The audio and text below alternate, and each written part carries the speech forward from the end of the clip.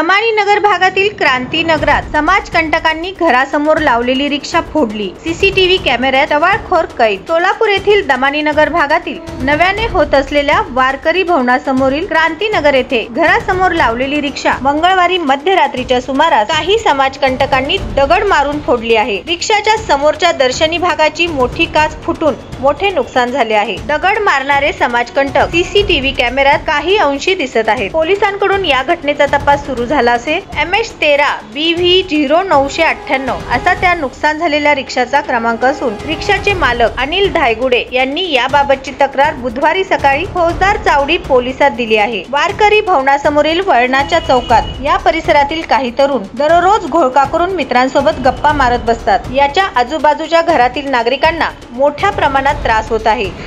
मोठमोठ्याने ओरडणे, शिवीगाळ करणे, बेफाम वाहन चालविणे, मोबाईलचा आवाज मोठा करून गोंधळ घालणे, महिलांच्या घरांवर दगड टाकणे असे प्रकार अनेक दिवसांपासून या टवाळखोरांकडून सुरू आहे। मंगळवारी रात्री या ठिकाणी उभारलेल्या मुलांना गोंधळ करू नका असे सांगितल्याचा राग मनात धरूनच अनिल धायगुडे यांची रिक्षा फोडली असल्याचा आरोप करण्यात येत आहे।